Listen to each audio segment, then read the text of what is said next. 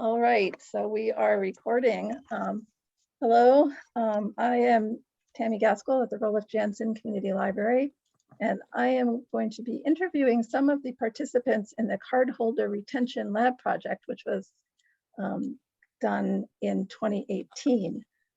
This project was intended to test out best practices for retaining existing cardholders, and they also looked a little bit at how to better sort of onboard new cardholders. So I'm going to start by letting everybody introduce themselves, and then we're going to talk. I have a few questions that I've shared, and we're going to discuss their experience in this project. So Annalee, do you want to start with you? Hi, I'm Annalee Dragon. I'm the director of the Kinderhook Memorial Library in Columbia County. I'm Emily. I'm the director of the Hudson Area Library, also in Columbia County. Gloria? Gloria Government, director of the East Fishkill Community Library in Dutchess. And Jillian? I'm Jillian Murphy, the director of the Butterfield Library in Cold Spring in Putnam County. So, I really appreciate you're all taking some time to share your insights with everybody. So I wanted to start out with just asking you why you decided to participate in this lab project. What motivated you to join? Were there any particular issues your library was facing, or just what caused you to say, hey, I want to do this? For me, I was just going to say that when I read it, I was like, wow, that's a no-brainer. Why wasn't I doing that? And so I was going to do it on my own or do it with a group of people. Once I heard, I figured I might as well do it with a group of people. So Very similar for me. It was, why wouldn't you want to retain? You've gone to all the trouble of getting people to sign up. Why would you not want to retain them? And it's all customer service oriented too, right? The better experience they have, the more likely they are to stay and to think positively and advocate for you and your services. So it seemed to me like a customer service issue as much as anything else. Yeah. In addition to that, I also thought it was a great opportunity to work with some of my peers in the Mid-Hudson Library system and learn from one another. mm-hmm. Yeah. Yeah, I thought it was interesting that the focus was on retaining customers rather than on new patrons. And as you, Annalee, I think said, yeah, why wouldn't you want to keep ones you already have? And it's also, I mean, business-wise, we found right? out that nobody has studied this in this kind of setting, but business-wise, it's way cheaper to retain an employee or a customer than it is to get a new one. So we're always so focused on, 60% of people have library cards, that 40% that don't, but maybe we should be focused on the experience that the 60% that have them do have and on keeping them involved so that there's not so much turnover. There was like this bizarre feeling that once I had them, they would stay, of course. I mean, like they would get it. A library card, of course, you will never leave. So I think I just needed to switch my thinking. Like, all right, I fall off of people's radar because they have kids or they get a new job or life happens, and so you need to remind them, hey, we're still here. Right. My reasoning was the same as everyone else's, except that I'm probably the only one who misunderstood what the whole purpose was until I got there. So I thought it was how to get more patrons, but once I got there and I figured out that so that the reasoning was a little different and it made a lot more sense to retain and to use the tools that were at my disposal that I wasn't using, and to have the fun of working with colleagues who I only get to see in meetings. And this seemed like a really nice way to join in, get to know each other more, and learn in the process, something that was going to benefit my patrons and usins here. Mm-hmm. So it looks like Daniela is joining us. Let's give her a little chance to get on. Yeah, sorry about that. I've been having a very hard time managing these online things now that everything I do is like back to normal. So the idea that there might be something happening in the cloud, I'm having a very hard time juggling it. Sorry. That's okay. So we were just starting out by talking about why people joined this project, what motivated you to join this particular lab project. And do you have anything to say on that, Daniela? Yeah, I apologize if it was already said, but I kind of felt like the control measure because we'd already been doing it. And so I wanted to see how other libraries were doing it and what kind of experience and feedback they had. Mhm. That was it.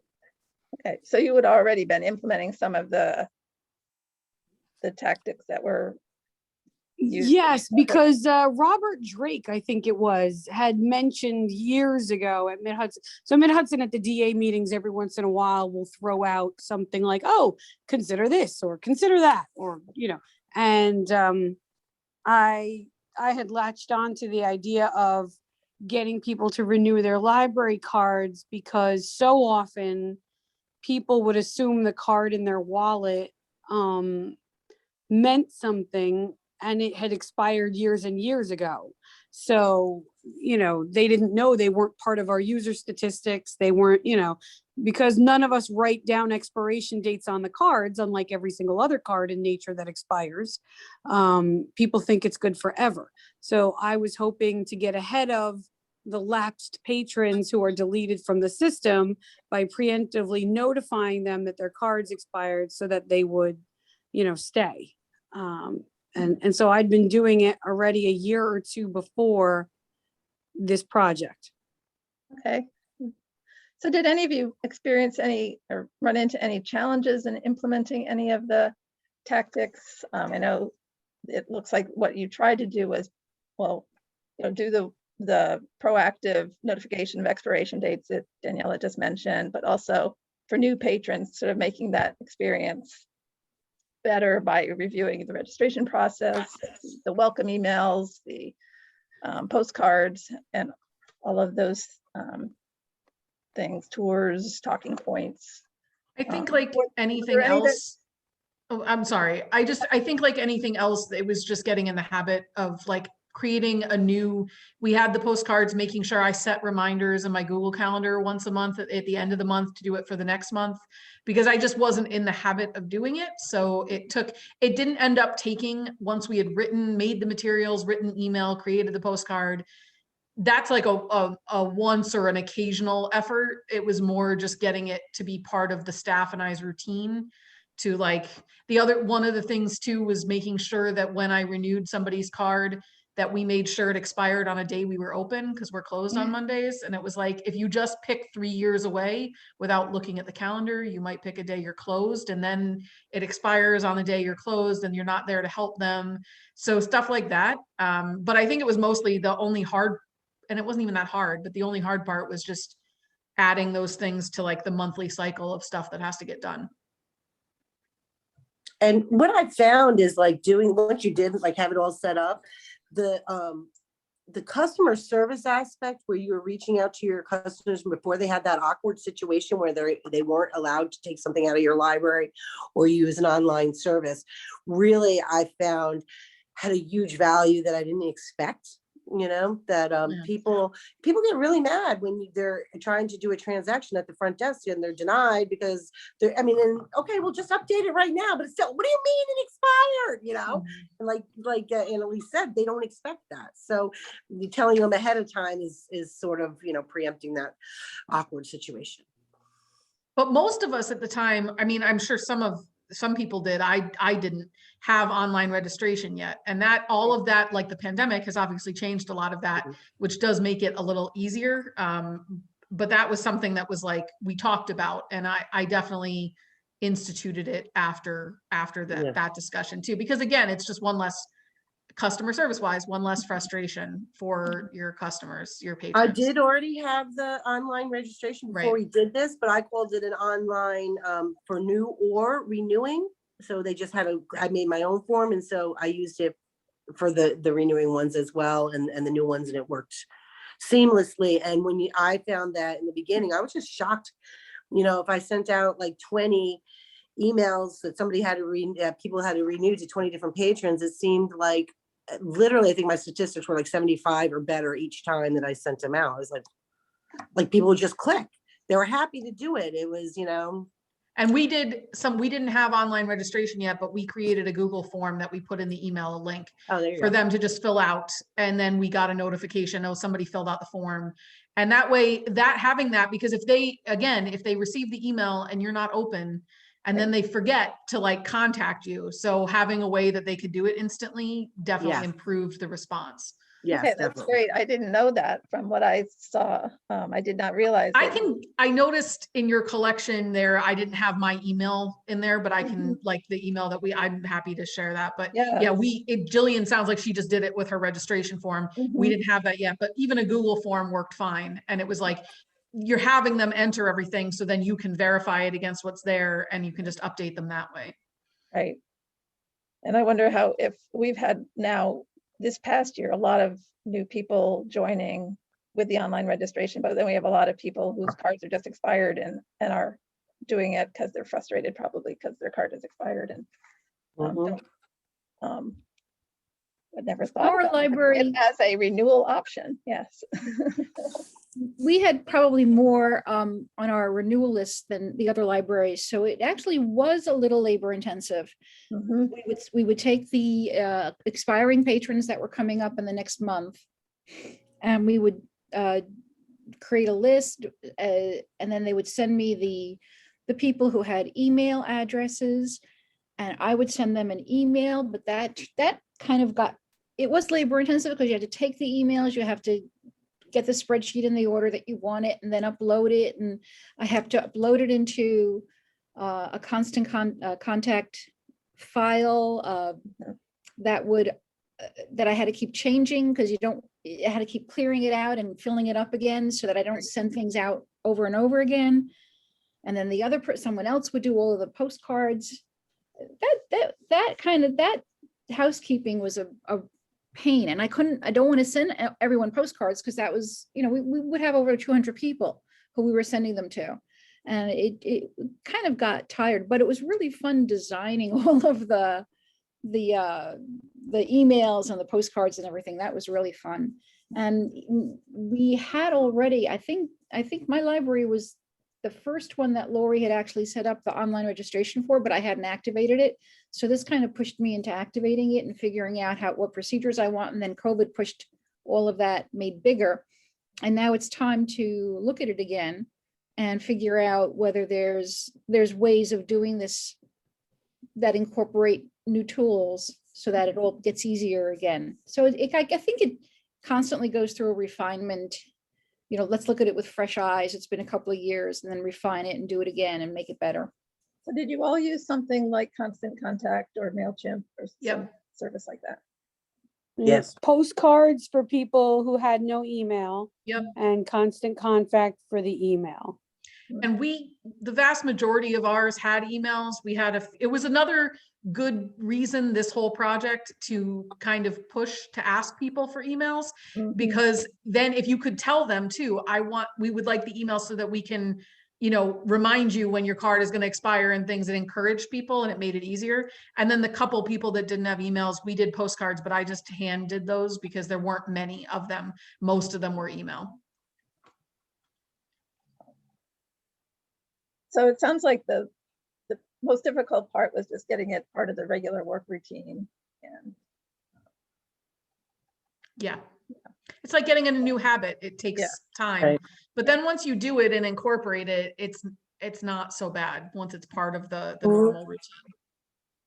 So are you all still continuing to do all of the things that you tested out? Yes.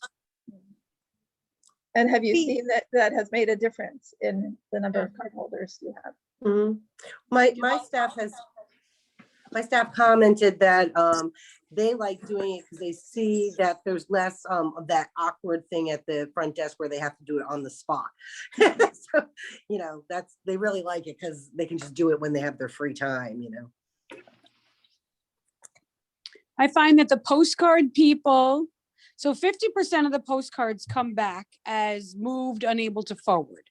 So that helped me clear up the mystery in our town for why cards, why people stop coming. We have a lot of apartment complexes in Pleasant Valley, and I think that is part of it.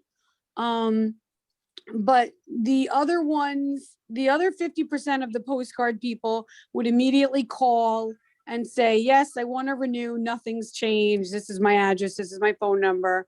And we would just go ahead and extend the expiration date.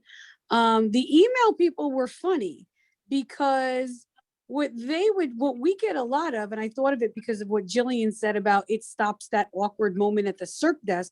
What we find happens is a patron will be checking out and then they'll say, oh, and I got an email that my card is about to expire. So then we're like, okay, and we go in there and fix it on the spot. Right. So it's just interesting, the way different communities respond. Yep. So what about the, what do you think was the most effective thing you did? Was it well, I mean, there's the emails and the card, the postcards for expiring patrons. What about the stuff for new patrons? Were there particular things you thought were helpful in giving people that better experience? Well, I think my feeling when biggest they thing, join? I wanted to make sure that I reached out before they say got an overdue notice or something nasty. I wanted them to get something pleasant from me, like, hey, welcome. So that was part of my motivation. And also, we just have so many different things in my library that if I don't list them for them, an average person's not going to realize that they have access to. And I would list like the museum passes that we have, the library of things and stuff like that, other links in that welcome email so that they could acclimate themselves a little bit better and faster. Yeah, I feel like looking at what we handed people when they were signing up for a card at the library was a good thing that came out of this. Like we were giving them, I knew innately that it was a bad idea to be giving them a folder full of stuff, but it felt like, but we have to, but you don't really, because they're not going to read it. They probably take the folder home and just put it away or throw it out, and that's the end of it. So it's wasteful and it's just not accomplishing what you want. So I kind of copied Jillian's. It's not as pretty as Jillian's, of course, because Jillian is the PR queen, but I made a rack card that I just simplified down. Like basically it just says, did you know about, and it would just name the service, and it doesn't give a lot of information, but then they say, oh, what's this? What's the museum pass program? Or how do I, so it's just like a prompt. And so it's one little rack card that you hand them. And then, and it looked pretty and inviting and fun. And instead of getting a stack of paper that they're not going to read anyway, it prompted them to ask questions and stuff. And I do think it was more engaging for them when they first came. We did something very similar, which is we cut down on the number of things that we handed new patrons. It was a lot of paper. The copies weren't particularly nice. And we designed a bookmark. And the bookmark was just supposed to be like a engaging kind of thing of just, we have elves, we have, these kinds of things just to pull people in. The other thing that I wanted to do, I love the idea that got mentioned in one of our early meetings of having a special section of our webpage that just for new patrons that just answered all the questions. And I started to put that together, and then I realized I was simply repeating our FAQs, which are actually pretty exhaustive. So I was just really happy, and our FAQs get a lot of hits every month. So I just ended up leaving that alone. I think that was something we took away, was like a few of us were thinking about a new patron section. And then after hearing Gloria's experience, we're like, maybe it's not just for new patrons though. Like these are questions that somebody who's been a user or signed up for a particular reason might not know about all these other things. And so I think we all leaned more towards an FAQ than a new patrons, because who cares if they're new or not? It's just where you go for information.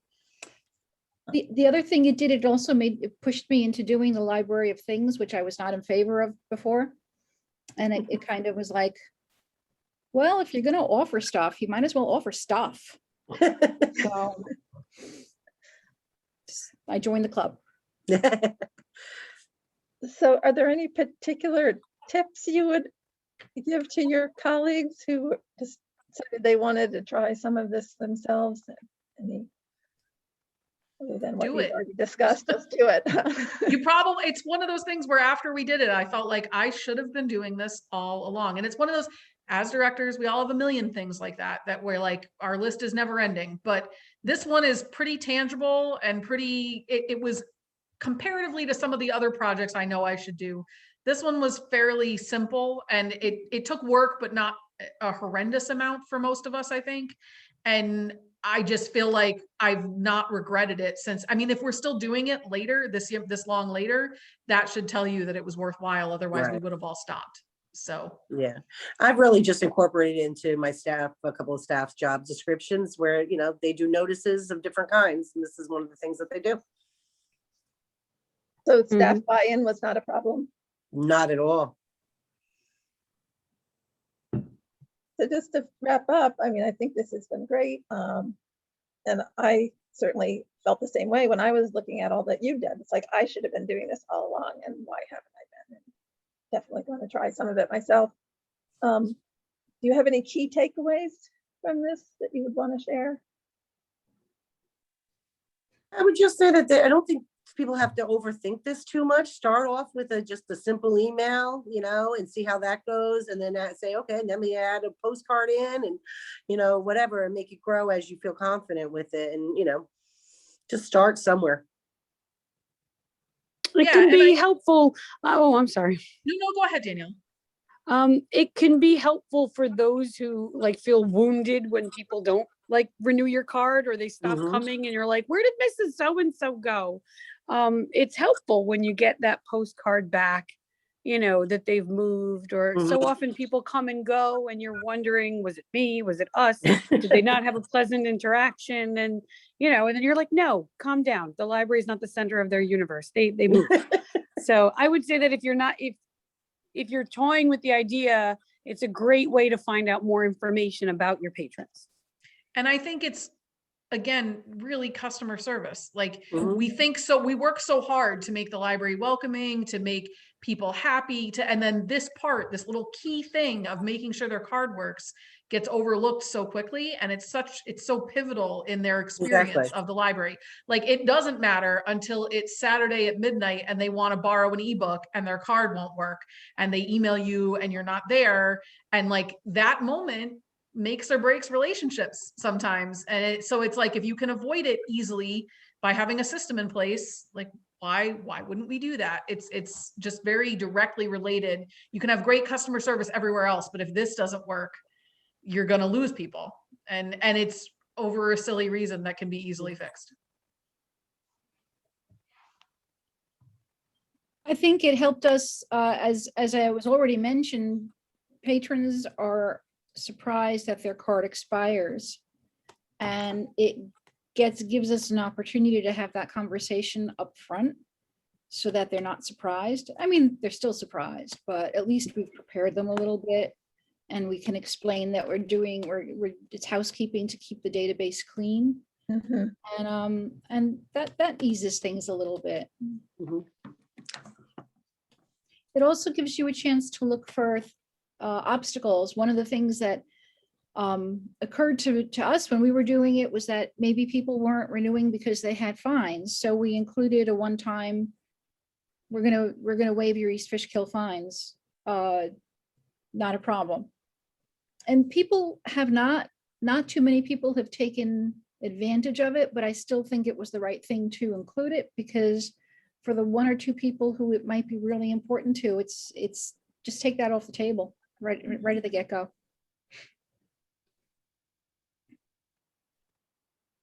Okay, well, unless anybody has anything else they want to share with their colleagues, I think we can wrap this up. I think that was terrific. I learned a lot from the work that you did, and I'm sure that others will too. So thank you very much for sharing with us. You're welcome. Thank you.